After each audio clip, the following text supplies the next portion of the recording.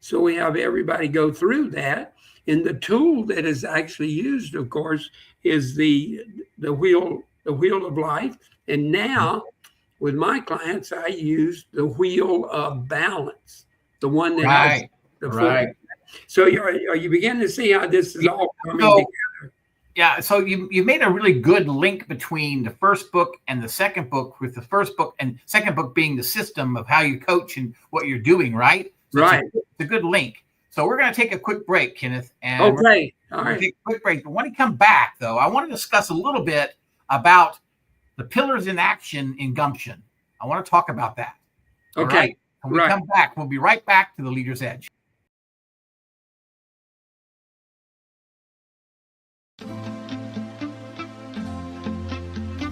Are you ready to elevate your organization with a team of transformational leaders?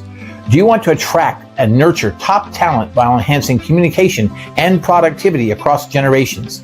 Hi, I'm Steele, co-host of The Leader's Edge, and your coach with the Maxwell Leadership Team. My program equips leaders with essential skills and resources to lead, coach, and communicate effectively, ensuring everyone thrives. With tailored insights and proven strategies, I'm here to help your entire organization succeed. So reach out today at growthinleadership@gmail.com or visit johncmaxwellgroup.com/Steve Steele.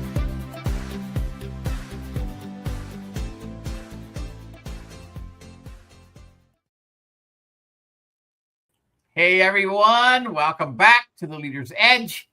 I'm Steve Steele, your host, with our special guest today, Coach Kenneth O'Neal. Kenneth, thank you so much for this. That was a brilliant way of putting the two books together. How you moved from one book, from your childhood and what you learned in your childhood, to Gumption, to Circle of Gumption, and then finally to your last book that you just shared with us. What's the name of it again? Show us again the name. Yes, Balance in Crisis. Yeah. And it's all about building that alignment and that balance through proven systems and disciplines. You got to have self-control and discipline. Yeah. And I want to come back to that Balance in Crisis in just a little bit, but I want to talk a little bit about some of the stuff in Gumption, because the Circle of Gumption is really a brilliant book. I actually loved it. It was good. But Kenneth, you wrote in there, I think it was like the first section even, you got into it. You talked about the pillars in action. Now, tell us, what are those pillars in action and how do we apply those? Okay, so I think what you're talking about here from the front of the book is that the book really talks about beginning. Here it is. There's the book. There's the book. There you go. And There's it came,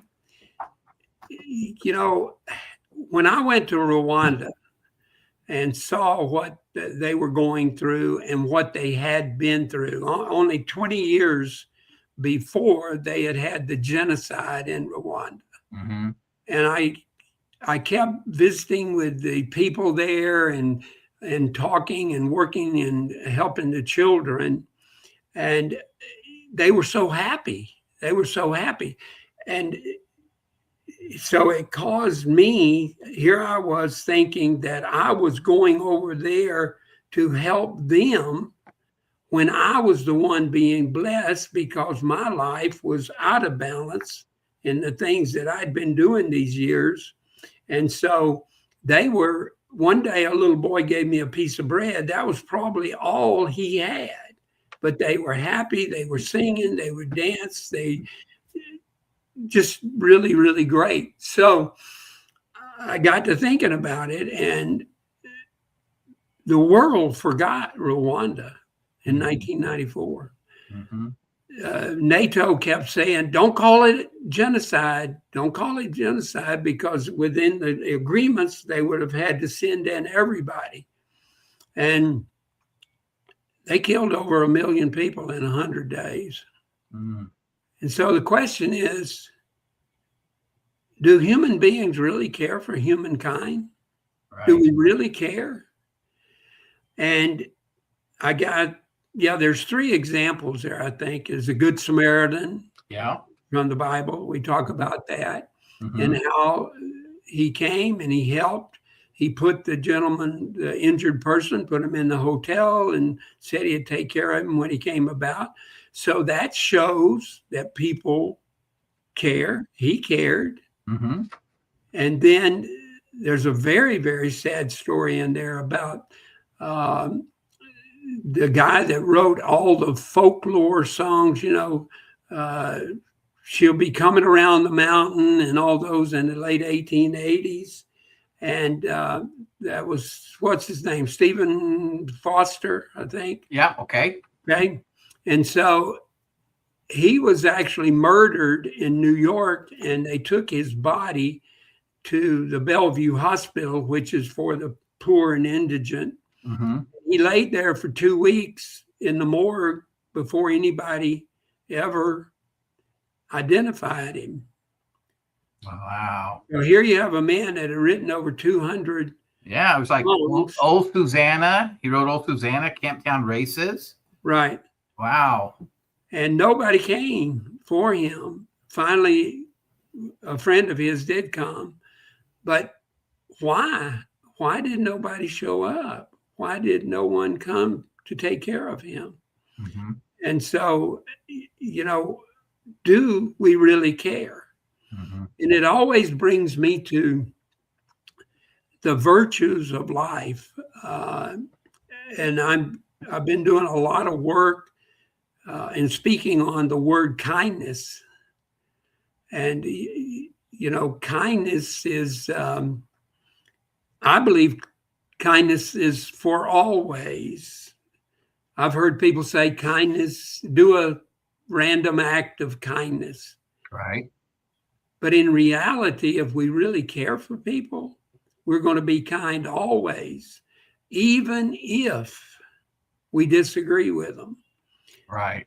Okay. One of the biggest pillars in the circle of gumption is communication in action. And I believe we are lacking in effective communication. In the world we live in today, we're so busy. We've got so many technological things that should be helping us get a lot done, but we're getting further and further away from communicating with people. And so I think that it's all about an intentional conversation. That is not saying at your workplace, well, we're going to have a meeting on Friday afternoon at 2 o'clock. No, that's not what I'm talking about. Communication is where we are going to have intentional conversations about things that mean and they matter. They're meaningful to our lives. Right. And I have a manuscript that's about 75 to 80% complete. And the working title of this next book is called We Must Have the Great Debate. But the word debate to a lot of people, it's maybe too aggressive, maybe sounds a little negative, competition or whatever. And I don't want that feeling. But these topics that we should talk about is God, sex and money, religion, relationships, and politics. Now, I was at a university in South Carolina doing a workshop on effective communication, and there was a lady stood up and she said, no, those 6 topics are unmentionables. Unmentionables. But think about it, Steve, if we had a couple that were in their early 20s and they were thinking about getting married, don't you think a great conversation would be to talk about God, talk about sex, talk about money? I mean, one of these people might be a spender. The other one might be a saver. Yeah. Right? Yeah. All right. And then relationships are so important and we should create them. And we should have winning relationships. And I believe that the only way that you can have winning relationships is that you communicate.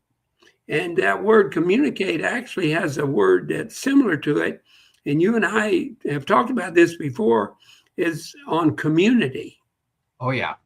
Now, right now, we've got a community of people listening in, but there's a community here of me and you and I have been together several times. We've had meals together, and in a community, there are 3 things that are required. And the first one is support. We have to support everybody in the community. And then we have to give them encouragement. And then third, and this is a biggie, is accountability. Yeah. All right. And Tony Dungy, when he's talking to his football players, you've heard this story where he asked them, he said, can I hold you accountable for your goals that you've set? Can I hold you accountable? But the big thing about the support is that you really cannot support something or someone without knowing what they stand for, what they believe. And the only way you're going to get there truly, truly is to communicate and ask questions, talk to people. How's your family? You know, how was your weekend? Did you go boating like you were thinking about? You know, right. And what is meaningful to these people? So the communication is, and talking in the book about how important it is to go. And I think I even use in the book that I am a facilitator and a mediator for the court system. And one of the big things we do is say, hey, so that we can settle this, you have got to drop your bias, drop your prejudices, clean the slate, and let's have a discussion. And we can love and care for people, even though we disagree with them. And we must have those kinds of conversations. Kenneth, why do people find that so difficult?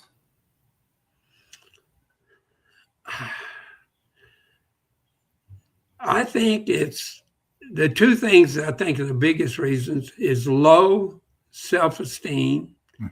People don't believe in themselves because for so long as they were growing up and their parents would do this to them, they didn't do it intentionally and they didn't do it to be mean. They were trying to protect their kids, but they heard, no, don't do that. You can't do that. Why do you think you can do that? All that negativity that goes up as we've been talked over the years, you know, don't talk to a stranger. You remember when you were told that? Oh, yeah. I mean, I've heard people say when a person is coming toward me and they've got on a hoodie or whatever, I'm going to step to the other side of the street. So we have created a lack of confidence, all right, a lack of belief, a lack of trust, and all of those things. To support the community, you've got to have those things. You've got to believe in the people, and then you can support them. Well, we're not supporting it because of the lack of confidence and the low self-esteem. Zig Ziglar said that the biggest problem in the whole world was people's low self-esteem. Because people, you know, we're born to be winners. We're born to excel. Yeah. We've got everything in us. You know, everything that you need is already with you. It just has to be recognized, put into a plan, and then every day do it. Every day do it. And so you have to be specific about it, not, I think Ziegler called it being a generalist. And you can't do that. You've got to be specific and you've got to have a plan. And my kids at the academy, we would always say, plan your work and then work your plan and do it. And see, we talk about time management. And I think that's another one of the topics in the book is time management. And, you know, that's just a misnomer, Steve. Time management. We can't manage time. I mean, you got 24 hours. Yeah. I got 24 hours. Yeah. I mean, Steve, you get so much done. I think you must have more than 24. No, I don't have 24. I only got 24. So that is a misnomer. And so I think we need to realize that we can manage ourselves. And that's with self-control and self-discipline. That's where it is. And that's why we have to have a plan for our life. And, and some of my seminars and workshops, I ask people, I say, do you have a plan for your finances? Do you have, RIA, IRAs, plan, savings accounts, you got some investments, you own property, whatever. And is it in writing? And so, a lot of the crowd, they say, yeah, I got a plan for my finances. And then we got, I ask people, do you have a plan for your medical life? I mean, the plan is get a physical each year, watch your blood pressure, maybe your diet, maybe your sleeping habits, all of those are your plan. And so I then say, okay, what is the most priceless asset you own? What is that? I mean, it's so valuable. It is so precious. And most people will say, it's my family. Family. That's right. Family. And so I'll ask the question, how many of you have a written plan for your family? Right. That's beautiful. Less than 2%. Yeah. Wow. Less than 2%. Wow. So communication is really, really great. And here's one thing, Kenneth, in the book that I caught my attention. And I want to, we have just a few minutes in this second segment to talk about it. But I want to come back to it in a minute if we don't get through with it. Okay. There's a quote in there by Peter Drucker that says the most important thing in communication is hearing what isn't said. And that has to do with listening. Listening, right.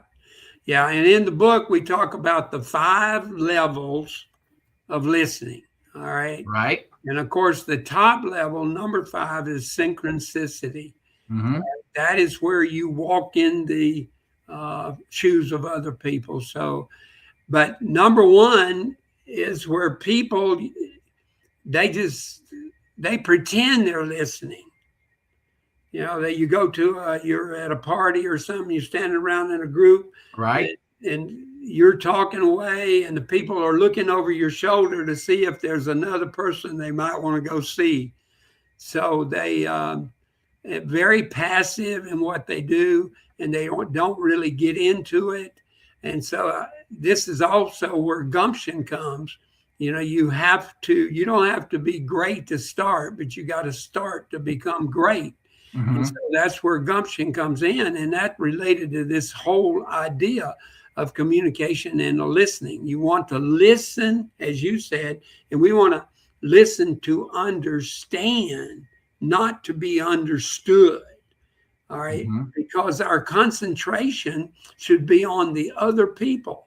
All right. It always goes back to chapter 1 in the book, where do we really care for other people? See, people don't really care what you know until they know you care and you care for them. And, exactly.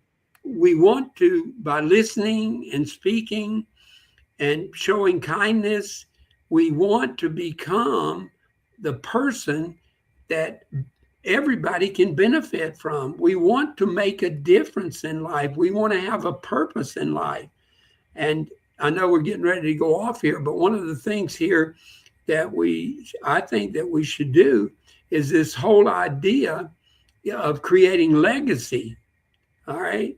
And the creating legacy and having a purpose is the main things in life. And that's what we should do, is to, and backing up just a second, when I start with a brand new coaching client, all right, and we're going through a lot of the things of what's going to happen, where are we going to go, where we are now, and where we'll be in 5 years from now, is that they have a tough time on why. Why am I here? What am I doing? What is my purpose in life? Right. All right. And they have a tough time doing it. So what I do in about 3 or 4 sessions and they're still having trouble, I say, okay, let's make an agreement. Our purpose is to create a life of legacy. Right. A life of legacy. And we can talk more about that. Yeah, let's do that. So, Kenneth, thank you so much for talking to us about the communication piece of it, because I was really interested in that part of it, and it was really, really good. But we're going to take a quick break, and when we come back from the break, we're going to talk a little about legacy, and we're going to get more into your newest book, okay? So, okay, great. Yeah, we'll be doing that. So, everyone, we'll be right back to The Leader's Edge.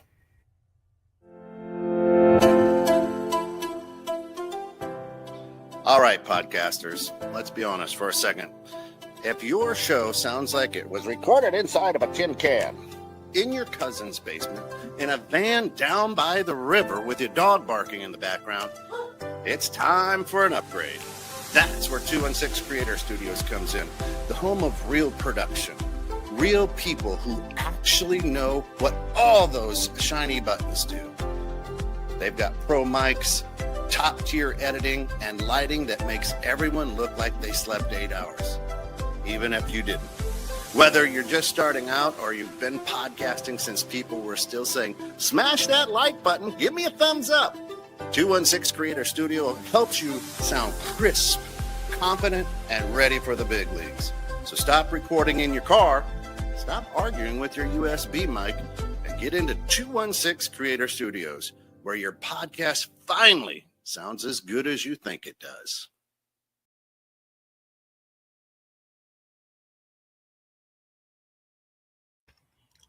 Hey, everyone. Welcome back to The Leader's Edge. I'm Steve Steele, your host, with our special guest today, Coach Kenneth O'Neal. So, Kenneth, we had a great conversation a little bit about communication that last segment, and we talked about gumption quite a bit and what gumption was and why you wrote the book and why it came out like that, the way you had it designed. But we're going to talk a little bit about legacy here for a second. And then I want to kind of get into your newest book that you just wrote. So let's talk about legacy. Okay. As we mentioned in the last segment, I have all of my clients when they can't really decide what is my purpose, I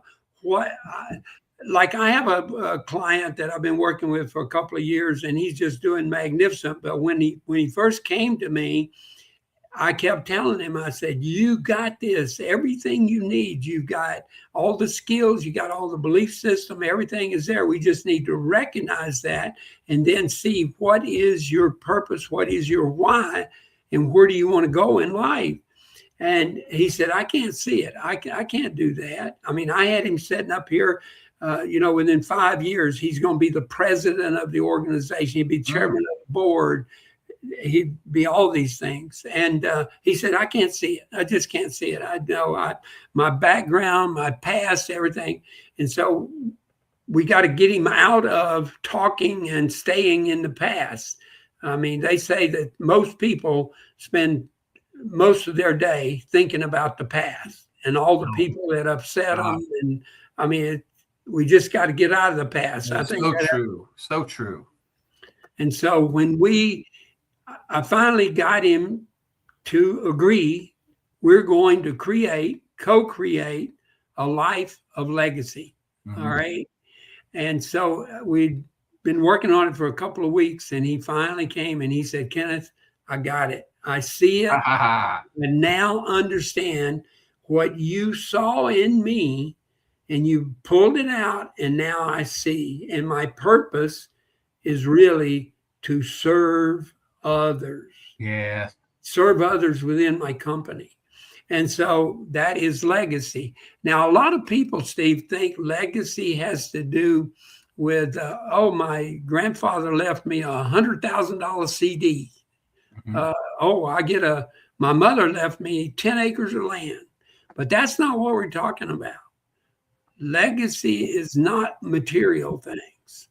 One of the greatest examples I've ever heard of legacy is there were these two brothers that were 40, 45 years old, and their grandfather had passed away a couple of years before.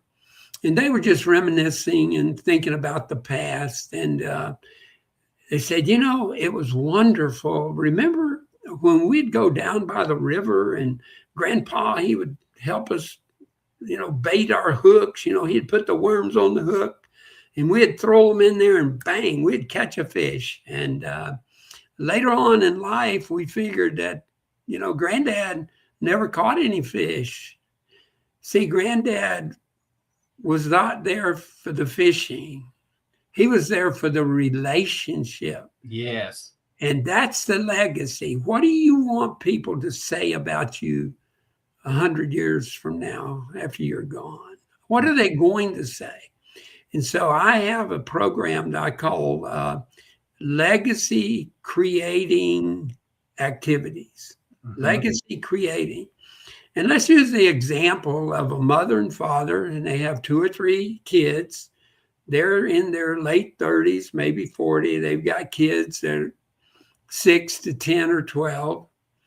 And so the little 6-year-old, the father helps him every morning make his lunch. And they put the lunch in a little paper bag.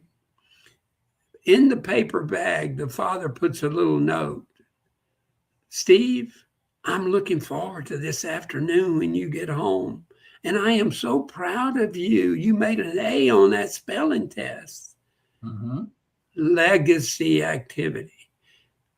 Then you go, let's say on Father's Day, maybe you're in your 50s and your family, because of the way of your activities over the years, by taking them for ice cream and playing catch with them in the backyard, taking them to the beach.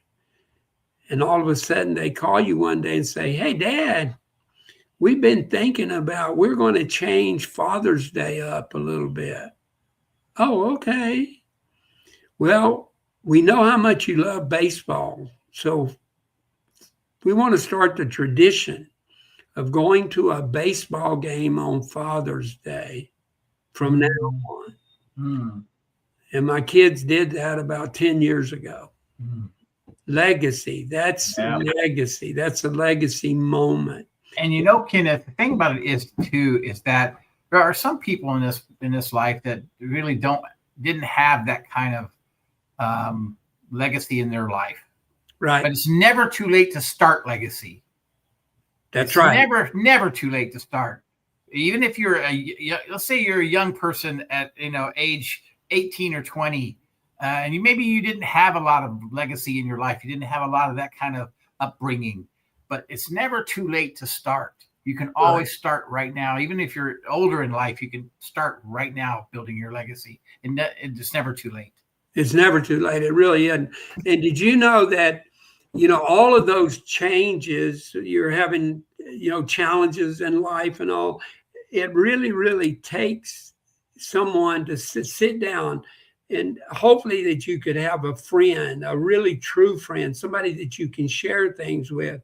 But you and I both know that coaching is so important. Everybody needs a coach. Some people need them more than others. Some of my clients I meet with a couple of times a week.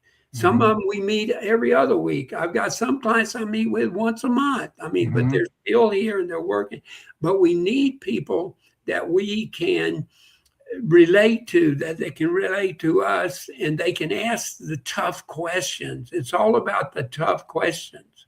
And so those thread of questions and getting those answers before you actually give the solution. That kind of brings up a question I have, Kenneth, and I've kind of always wanted to ask you this question: is that why don't people really, coaching is kind of a thing that's been going on now for a while, but why don't people want to get a coach? They because a coach is like a third party. They just don't have any judgments or anything like that. Why do people not want? Is it because it costs, or are they afraid to share, or what is it that people why they don't want to get a coach? Well, I think the biggest thing, Steve, is that, decisions are made on 2 Ds, dreams or distress. Okay. So that distress is something like you've got your fancy new car parked in the parking lot and you see a record truck come and pick up your car because you've missed the last two payments. That distress coming in because you are out of balance in your financial part of your wheel. All right. And so that's people then, when it comes down to that, they say, oh, I've got to do something. I've got to do something. And then the other thing is people then, when they do it, they have to have a dream. All right. They got, the Bible says a man without a vision shall perish. So visions and dreams. And so that dream, what did you really want in life? And one of the biggest things is you've got to have those goals and those dreams for your life, which then you have a plan for those things.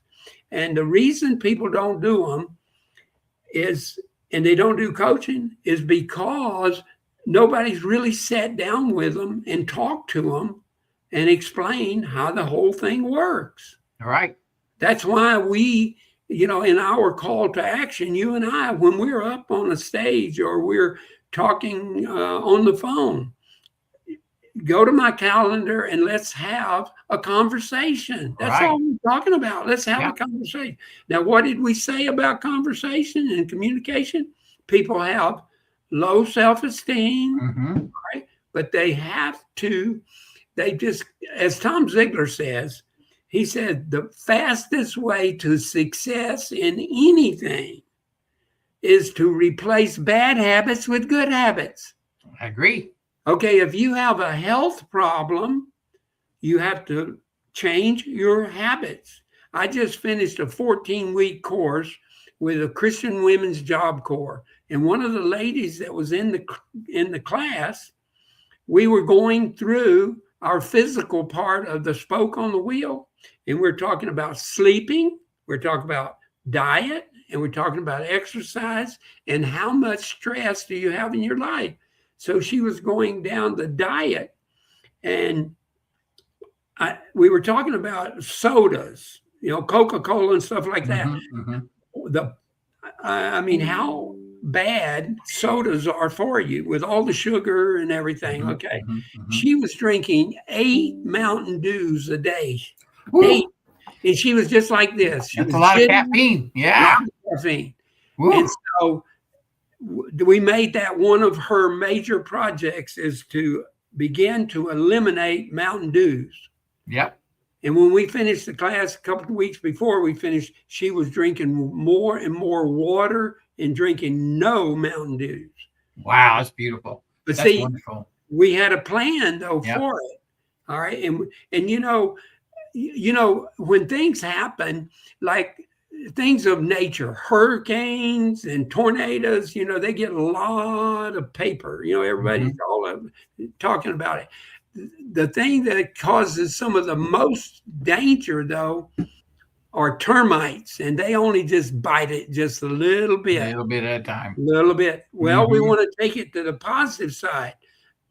You and I, on Saturday, we cannot run a marathon. We cannot do it, Steve. I know you want to, but you can't do it. I admit it. There's no way. But I'll be willing to bet you that if we sat down and we write a plan, we're going to run a mile this week, we're going to run 2 miles the next week, we're going to start eating more protein. We put a plan together. Next year, Steve, we could take a hack at it. Good. But we could take a hack at it. We could do it. So see, what that's doing is putting into systems. See, the roots, the foundational roots, the principles of Zig Ziglar, the principles that come out of the Bible, those are the roots of all these systems that we talk about. And that's what your new book is about. That's what it's about. It's all of those systems that we put in place. And what we're looking for is the fruits of those roots. Yes. Those roots must be favorable. They've got to be taken care of. Let's just look at the root that says mental input. Mental input. You have to guard what you put in your mind, Yes. your You do. mental You input. do. The books You you do. read, how many times have you heard?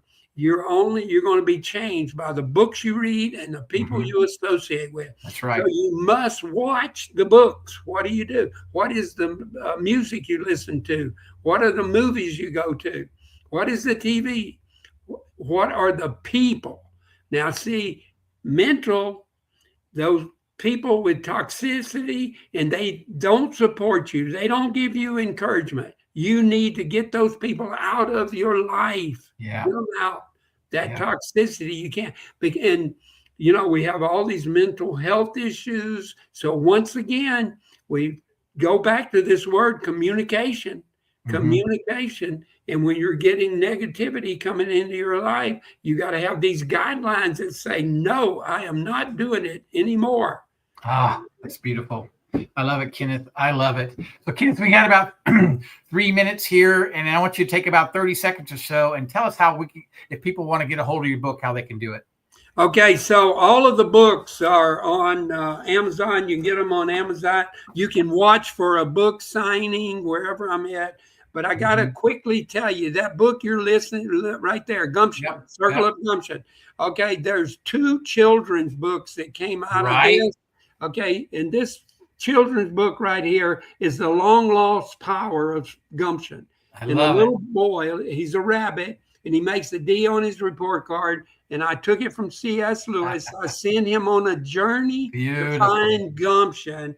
And that Circle of Gumption actually is really big on forgiveness. But they can get a hold of me at merger, MERGER, at windstream.net. They can go to my website, which is www.croneal, KRONEAL.com, and they can make an appointment. I'd love to have a conversation, love to have coffee.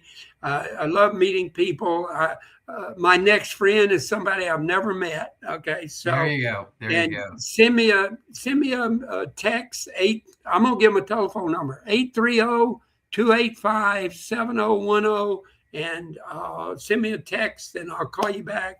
But Steve, I want to thank you so much. Oh, you're more than welcome, Kenneth. You're more than welcome. Love you, brother. You're doing a great work, and I appreciate everything you do.